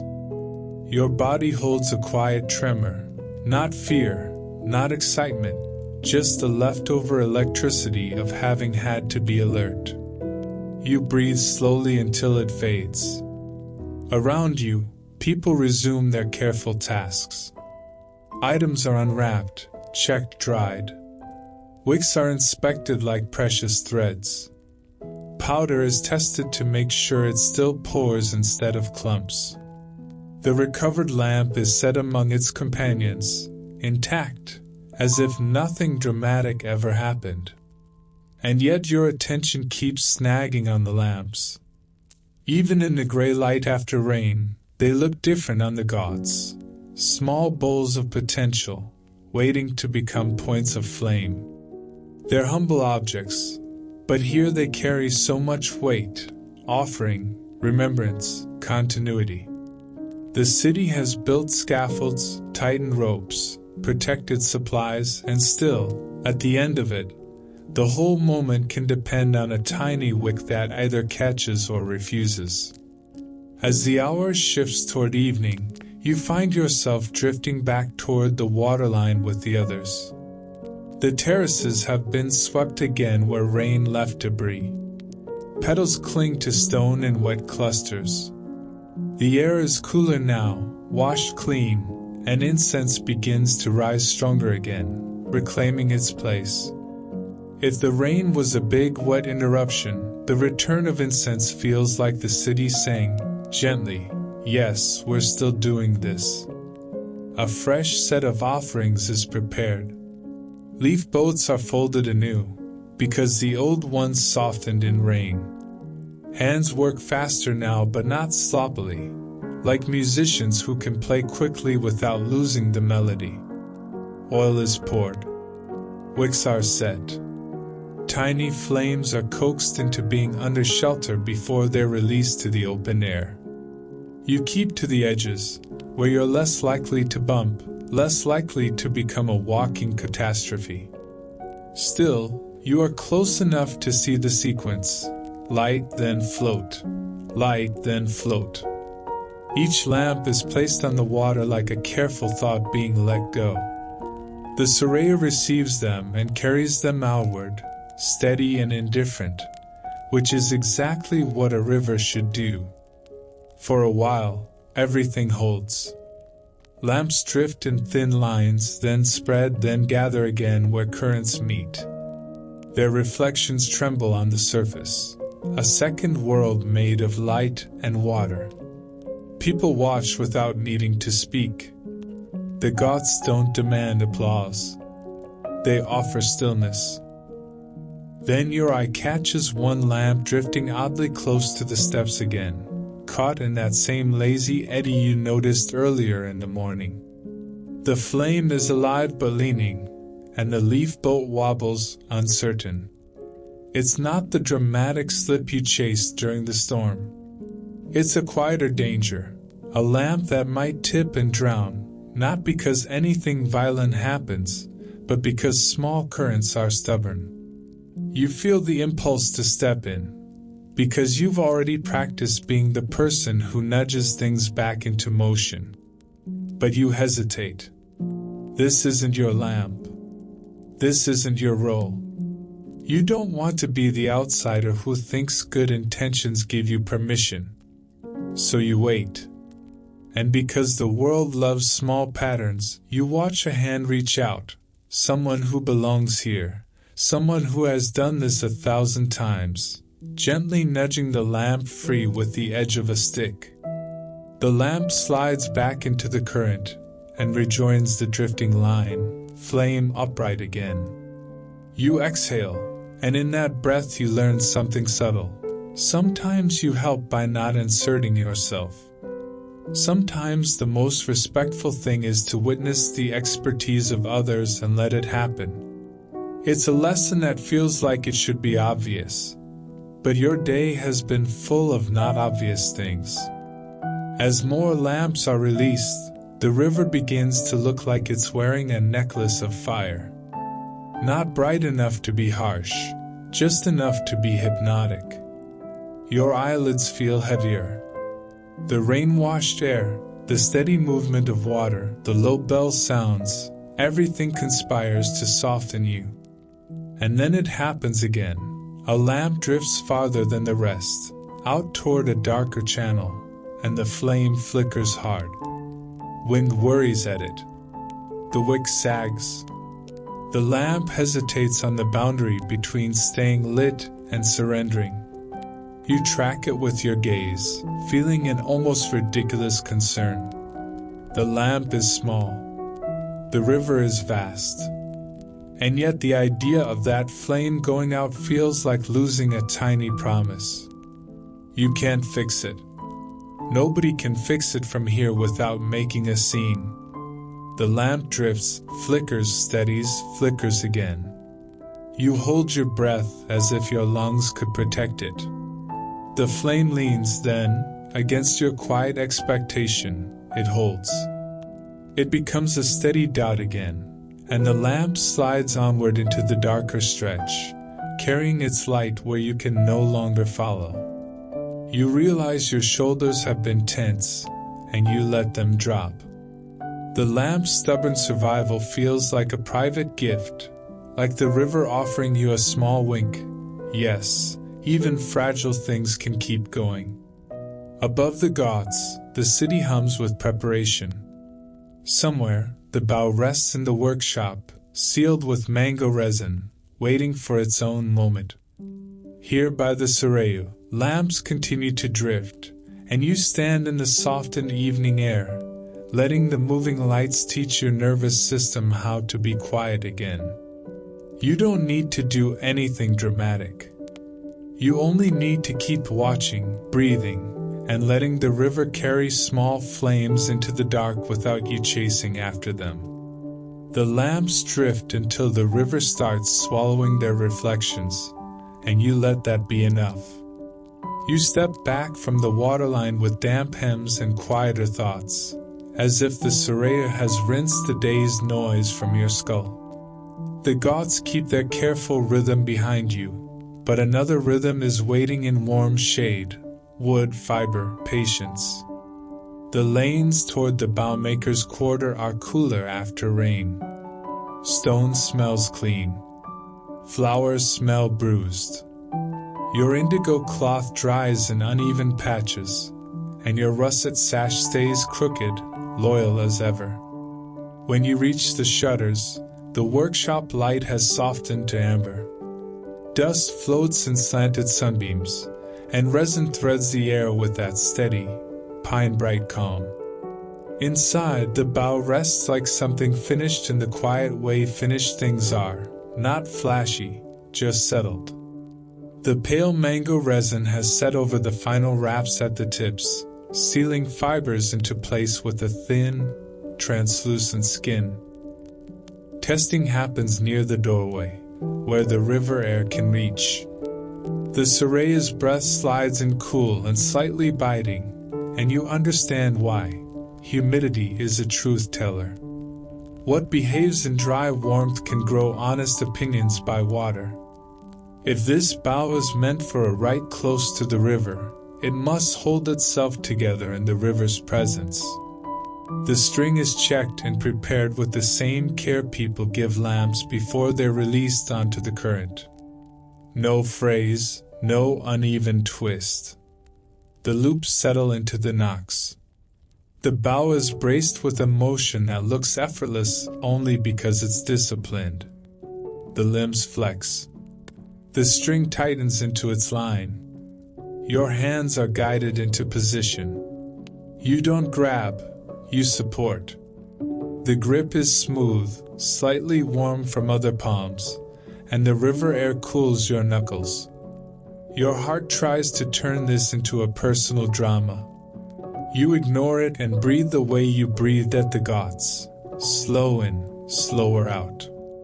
You draw carefully, not far at first. Tension rises like a question in your shoulders. The bow answers by bending, obedient, strong, calm. You listen for complaints. The first draw is clean. The string hums faintly when you ease it back. The bow returns to rest without shuddering. The second draw goes farther. The limbs deepen into their curve. River damp presses into the wood's pores, slow and patient. Then you feel it. Not a snap. Not a loud warning you can blame on fate. A tiny, dishonest shift near the upper limb, more felt than heard, like a nail catching on cloth. The bow still holds, the string stays true, but your fingertips register a small vibration that doesn't belong. You ease the bow back to rest immediately, because this place does not reward bravado. The bow is unbraced with care. Tension is removed as respectfully as it was created. The string comes off.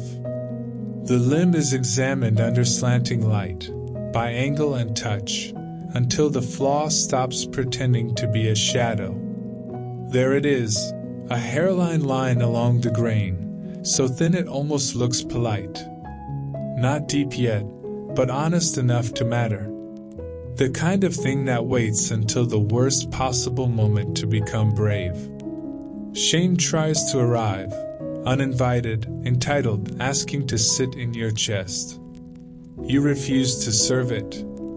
Tools don't need guilt, they need attention. Repair begins the way prayer begins here, not with spectacle, but with repeated small actions done fully.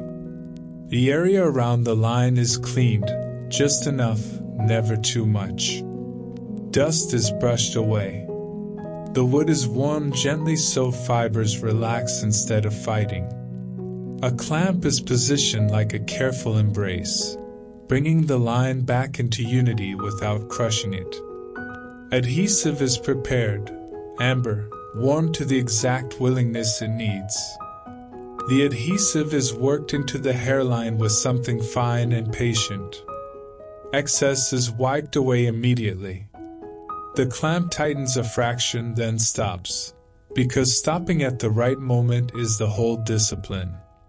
Too tight, and you bruise the wood. Too loose, and you leave the lie in place. And then the hardest part, waiting. Not dramatic waiting, just enough time for the repair to become real. You breathe. You listen to the soft rasp of a file somewhere deeper in the room. You notice your own shoulders dropping, as if your body remembers how to be steady again. When the clamp is released, the line is quieter. Not erased, but settled, like a scar that has been cleaned and respected. A thin veil of pale mango resin is applied over the repaired area, sealing it against damp and time. The bow is set aside to rest once more, not as a failure, but as something cared for more deeply than before. Standing in the doorway, the river air bites your skin, and you think of lamps drifting into dark water, tiny flames carried by fragile wicks, surviving because someone prepared them carefully and because the river carried them without cruelty. The bow is like that. It isn't perfect, because perfection is a market myth. It is strong because it has been tested, found honest, and repaired with attention that feels, quietly, stubbornly, like devotion. You step back from the bench, and your fingers stop itching to prove anything. They only itch to be steady again. You step back from the bench, and your fingers stop itching to prove anything. They only itch to be steady again. The repaired bow rests beneath a thin sheen of mango resin, quiet as a held breath. Outside, the lanes carry damp cool air, and the Surrey keeps moving with that indifferent kindness that somehow feels personal. Your guide draws you away from glue and sawdust toward another kind of craft, one that also punishes arrogance, but leaves no shavings on the floor. You pass into a quieter temple corner, not the crowded heart, but the edge where careful work happens without applause. Shade deepens. Temperature drops. The scent shifts to dried leaf, dust, lamp oil, and the faint sweetness of paper that has been protected from too many hands. You move the way you moved on the ghats, feet careful, shoulders low, attention softened into something quiet and careful, as if the place itself asked you to move in lowercase. Your damp, crooked sash agrees to behave for once. Even your breathing slows. The archive doesn't announce itself. It reveals itself in practical signs: shelves tucked into cool walls, bundles wrapped in cloth, palm leaf manuscripts stacked thin and tied with cord. Clay jars sit with sealed lids, not decorative, just committed to keeping insects, humidity, and time from chewing on what matters. Someone works in the quiet with tools that are almost aggressively humble: a smooth stone for burnishing, a thin stylus, a bowl of ink dark as river mud, and a cloth for wiping fingers before fingers become problems. The posture is familiar now: relaxed shoulders, focused eyes, economical movement. No rushing, because rushing is just disrespect wearing a productivity mask. A palm leaf lies on a low board. The writing is pressed into it, carved, not painted, then darkened with ink so the lines can be read. Up close, the script looks like thread woven into the surface. It's meticulous, patient, and fragile in a way that makes your own clumsiness feel suddenly expensive. One careless bend and the leaf cracks. One wet thumb and the ink smears. One premature sense of understanding, and you've already missed the point. So your hands stay close to your body. Your fingertips have had a sticky day. They liked resin. They liked dust. They liked clinging to things they shouldn't. This is not the place for that kind of enthusiasm. You let your eyes do the touching. Bundles are opened slowly. Knots loosen, not yanked. Cloth folds back like bedding from something asleep. Inside, the leaves lie in careful order, each one a thin slab of recorded attention. Some are older, darker, with edges worn soft. Some are newer, paler.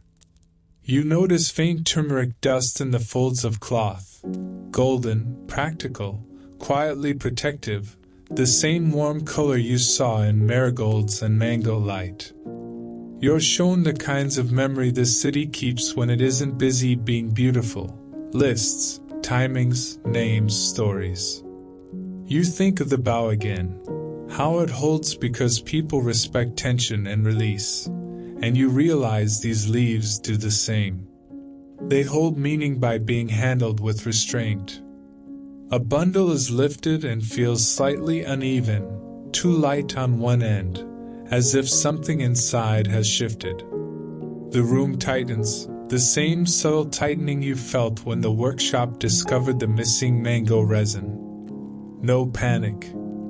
Just attention sharpened to a point. The cloth opens and the cause appears.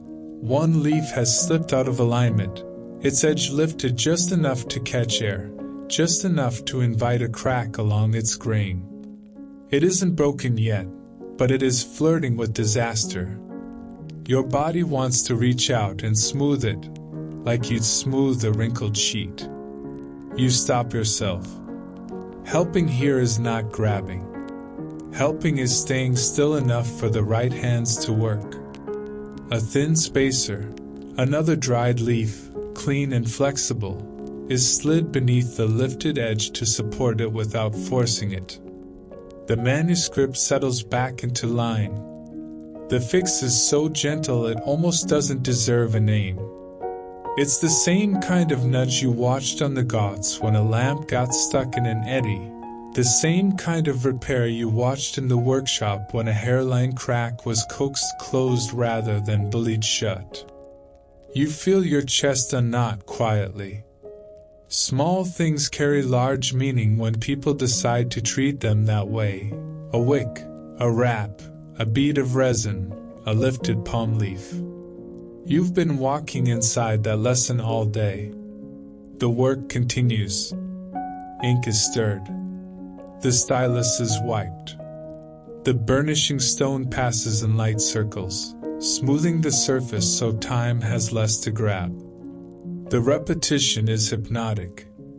Your eyelids grow heavier, not from boredom, but from rhythm, the kind that tells your nervous system it can rest.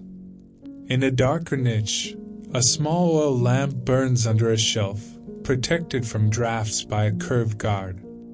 The flame is tiny and stubborn, and you almost smile at the callback. Fragile things survive when they're sheltered thoughtfully, not when they're demanded to be brave. When you finally turn toward the doorway, you do it the way you leave the ghats, slowly, respectfully, without waking anything that's resting. You carry a new steadiness with you, one that isn't about holding tension, but about holding memory. You carry that steadiness out of the temple corner like a small weight that doesn't hurt. The lanes feel louder again, but not harsh, more like the world returning in full color after you've sat in shade. The air is cooler now, rinsed by rain, and the light has shifted toward late afternoon, softer angles, longer shadows, a gentler heat that doesn't press as hard on your forehead. Back at the workshop, the bow waits in its finished calm. The repaired area has settled under its thin seal of mango resin. The tip wraps shine faintly, translucent as dried sap. The string has been checked again, twist, stretch, return, like someone testing their own patience one last time. This is the day's hinge point. The bow is not meant to remain hidden behind shutters. It must be delivered through the city to the ceremonial place, intact, unscarred, unsoaked, undropped, unhumiliated. And because you've already become the person who carries small, fragile things through chaos, responsibility slides toward you again like a lamp drifting toward an eddy. You can almost hear the universe clearing its throat. The bow is wrapped for travel, not smothered, protected but allowed to breathe. Cloth folds around it, tied with cord in a way that holds without biting. A small bundle accompanies it, perhaps extra string, perhaps a resin patch, perhaps the tiny tools that fix what life insists on testing. The package is lighter than you expect, which is exactly why it's dangerous. Light things are easy to forget to respect. You take it with both hands. Your palms remember wood grain from earlier practice, and the memory makes you careful. The cloth is cool against your skin. You hold the wrapped bow close to your body, not squeezing, just anchoring it so your movements don't jostle it. Your guide falls into step beside you, and you leave the quarter the way you leave a room where someone is sleeping, slow, quiet, mindful of the air. Outside, the city is gathered in a more concentrated way now. Festival scaffolds are fuller, cloth canopies tightened, garlands thickened, bamboo poles lashed with fresh rope. The lanes are crowded with people moving in converging streams. The sound is layered, bells, footfalls, distant chanting that stays indistinct, vendors calling, cloth flapping, metal clinking. You don't look for meaning in every sound. You only look for a safe path. The route is not a straight line. It can't be. A straight line would require the city to make space, and the city is busy being itself. Instead, you move by intelligent weaving. You follow the edges of currents. You slip into pockets of shade where fewer people push. You cross a lane only when the flow thins, and you time your steps like stepping stones. The bow's weight is constant, and that constancy becomes your anchor. When the crowd surges, you don't tense your arms. You widen your stance slightly, lower your center, and let your body become stable. You remember the workshop lesson, tension makes you clumsy. You remember the ghats lesson, you don't rush the leaving either. You remember the rain lesson, protect first, then move. A child darts across the lane, chasing nothing urgent, and you pause instantly, letting the child pass without collision. The bow stays pressed close. A dog trots through, wet fur smelling of river. You step aside, letting it own its little path. A cart bumps by, wheel splashing a shallow puddle, and you angle your cloth to shield the package from stray droplets. You become aware of how many hazards exist in ordinary movement once you're carrying something that can't take a hit. The city offers you micro-challenges the way it offers everyone: a slick patch of stone, a narrow gap between bodies, a sudden stop ahead that forces you to brake smoothly. Each one is a test of whether you'll panic. You answer each one by not doing that. At a tighter section of lane, garlands hang low and brush your shoulders. Marigold dust kisses your indigo cloth again, as if the city insists on marking you. You feel petals stick briefly to damp fabric. The smell is warm, sweet, alive. It's almost ridiculous that you can be so stressed about carrying a bough and still notice the tenderness of flowers. But that's the point of places like this. They refuse to be only one thing at a time. You pass a stall where banana leaves are stacked, still glossy from earlier rain. Your mind flashes to your improvised roof, and you feel a small internal grin at the continuity of your day. Leaf boats, leaf cups, leaf roofs, now leaf stacks. Ayodhya keeps handing you the same material in different lessons until you stop resisting the pattern. The lane opens briefly, and you see a glimpse of the ghats again. Stone steps descending, river beyond, the Suraya reflecting late light in muted silver. Lamps drift farther out now, tiny flames still visible, stubborn as ever. The sight steadies you. If those fragile flames can keep going on moving water, you can carry one careful package through a moving crowd. The ceremonial area approaches without a sign, announced instead by density. People gather, not chaotic, but thick. The air smells stronger of incense, of oil, of crushed flowers. Bells ring more frequently. Your guide shifts you to the edge of the gathering, where movement is possible without shoving. You angle the package upwards slightly so it stays above elbows and shoulders. For a moment, you feel the old impulse to hurry, to just get it delivered and be done with the pressure. You resist. You move with the same calm precision you watched in the workshop. You take 2 careful steps, then another. You wait for a gap, then slide through. Your hands keep the bow steady, your breath keeps your hands steady, and the city's noise becomes a kind of protective cover rather than a threat. When you reach the receiving hands, the transfer is quiet, respectful, and almost anticlimactic.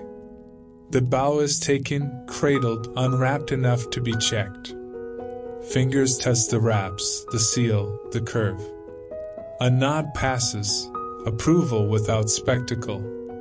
The bow has arrived intact. The city has not claimed it.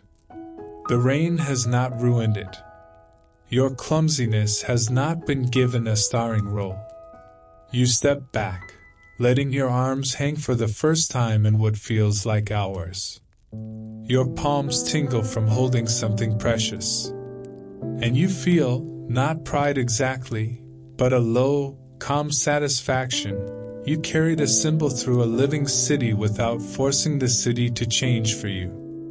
You step away from the receiving hands and let the crowd's warmth slide past you like river water. Your arms feel strangely empty, as if they've forgotten what to cradle.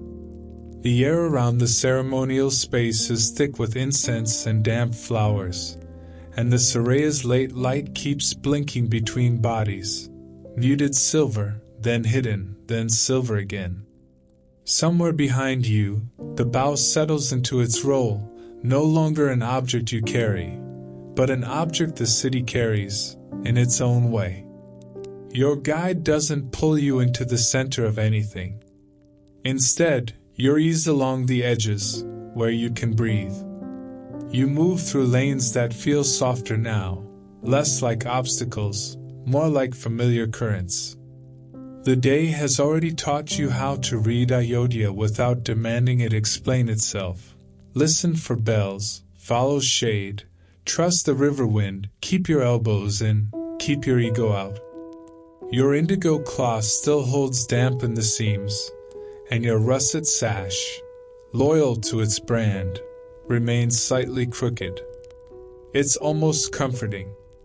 If the sash ever sits perfectly straight, you'll know you've become dangerous. As evening approaches, the city's heat loosens its grip. The stone stops radiating anger. The light turns honeyed and low, and the world takes on that particular dusk softness that makes everything look kinder than it probably is. You find yourself being guided back toward greenery, back toward the mango temple gardens, as if the day wants to close the loop neatly. The shift happens in your senses before your eyes. The air cools and sweetens. Leaves appear overhead, filtering the last sun into scattered coins. The garden smells like crushed mango leaf and faint blossom and sap, green sweetness, clean and calm. Bees still work, but they work quieter now, less frantic, like they've accepted the hour. Birds settle into branches with small rustles, as if tucking themselves in.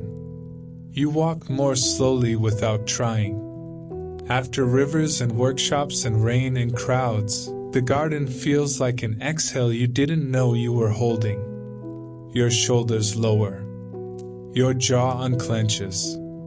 Even your thoughts become less sharp around the edges. You come to the same temple corner where you offered the mango resin earlier.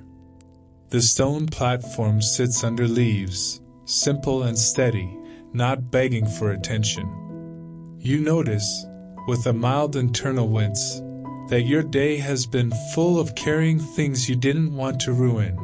Wicks under a banana leaf roof, a clay lamp rescued from rainwater, palm leaves protected from a crack, a bow guarded through bodies. And now, here you are carrying something that can't be measured by tools at all, gratitude, which is inconveniently slippery.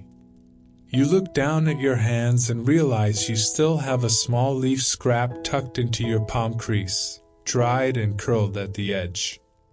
It's nothing, just a piece of what you folded, what you shaped, what you used to keep resin contained. But it hits you as a symbol. You didn't just take from this place.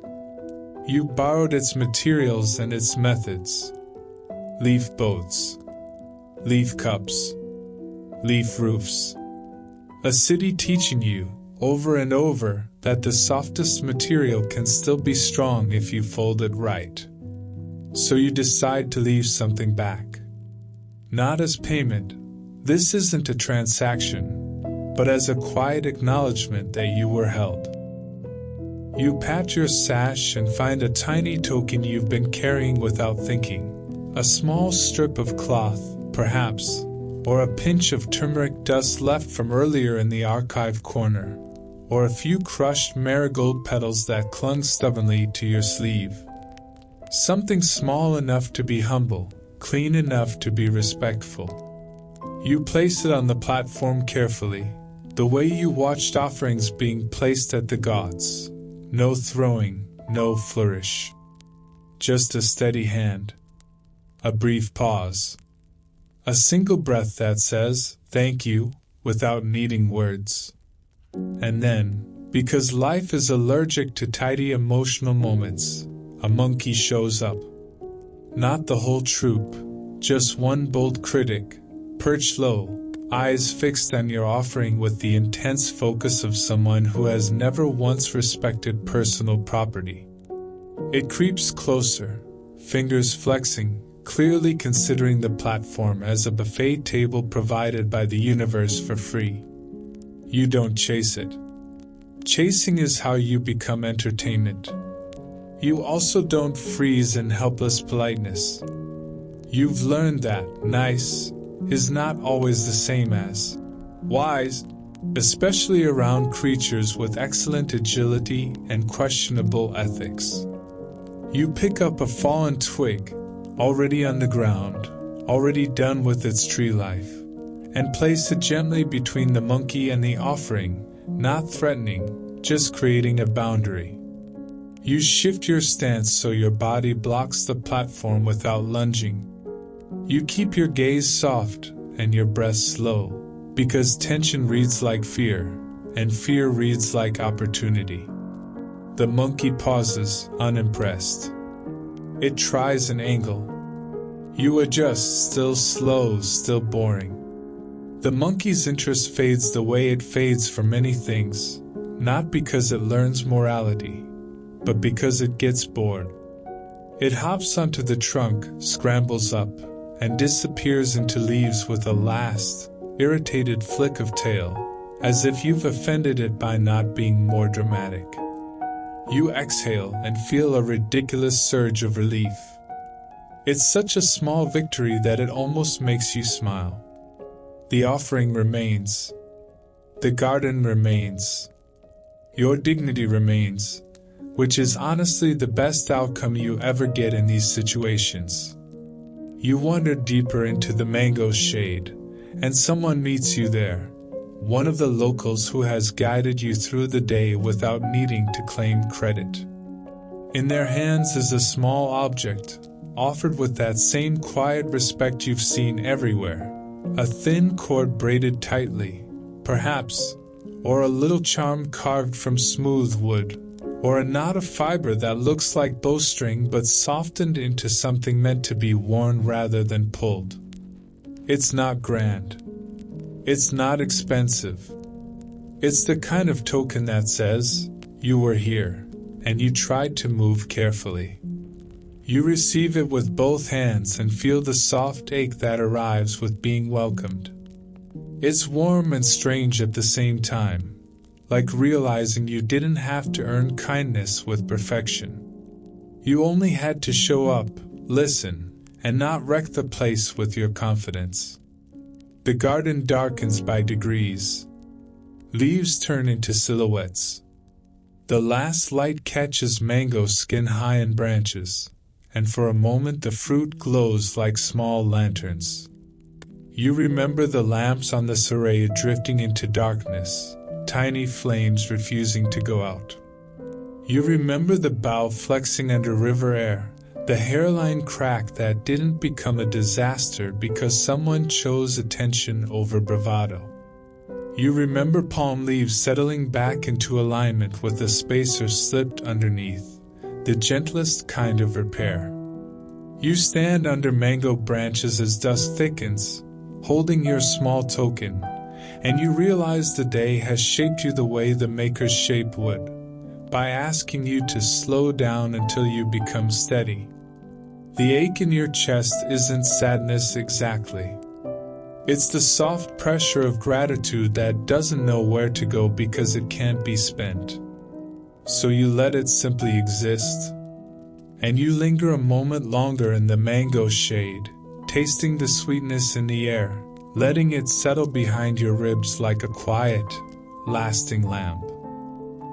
You linger under mango branches until dusk becomes a soft, full-bodied dark, and the garden's coins of light finally stop falling.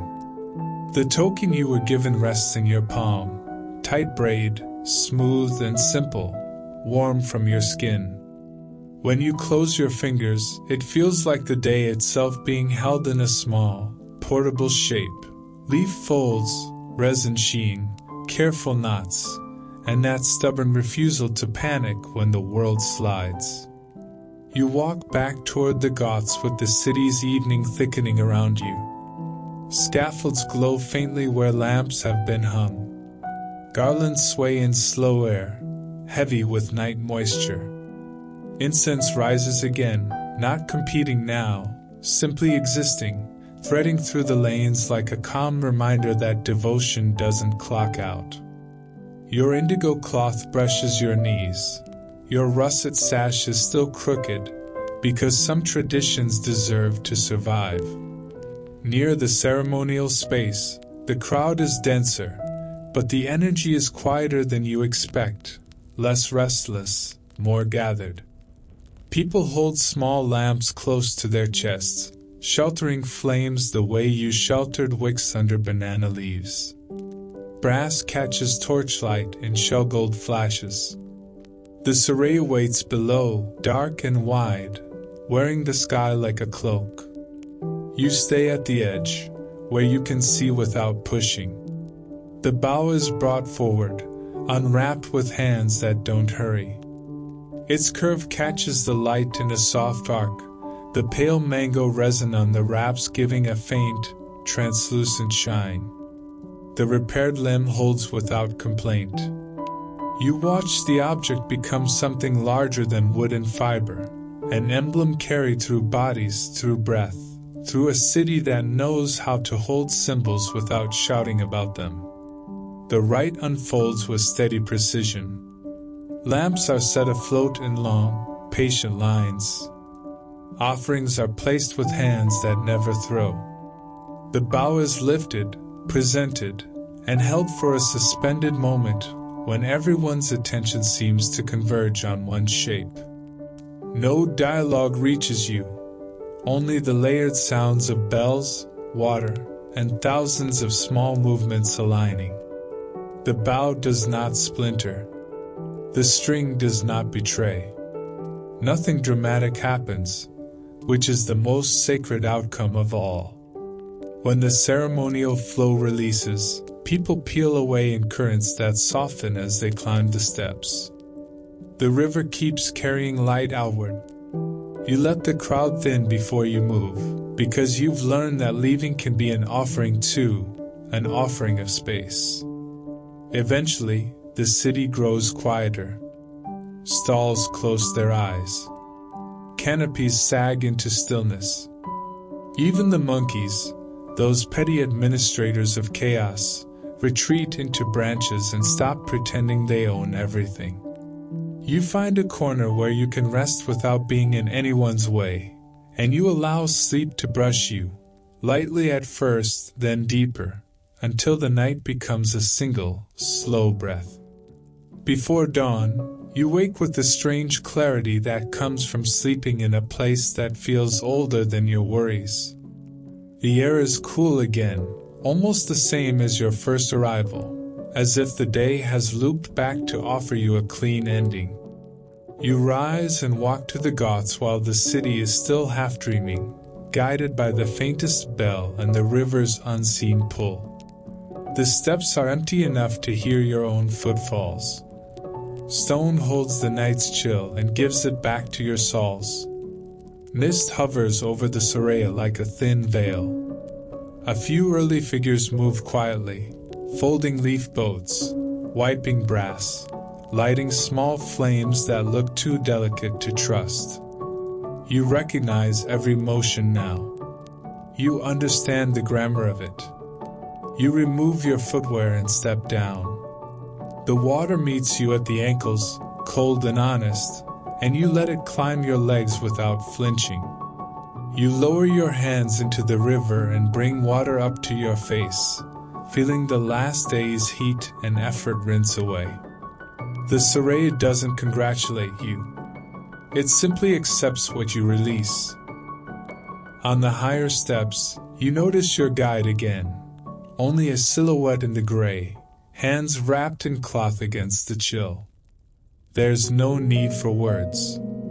A small nod passes, as light as a leaf boat touching your shin, and it carries the same message as every careful gesture you've watched here. Go gently. Don't make a mess of what you've been given. You take the tiny token from your pocket and press it briefly against your palm, then let your fingers open. You do not throw it. You do not dramatize it. You only let the thought behind it settle, that you were carried, and you tried to carry back. You watch a single lamp set afloat nearby, one small flame, one small leaf boat, and you follow it with your eyes until it becomes a dot, then a hint, then nothing. When the first sun edges up, the mist turns to gold again, just like before. You stand on the steps and feel the place in your bones.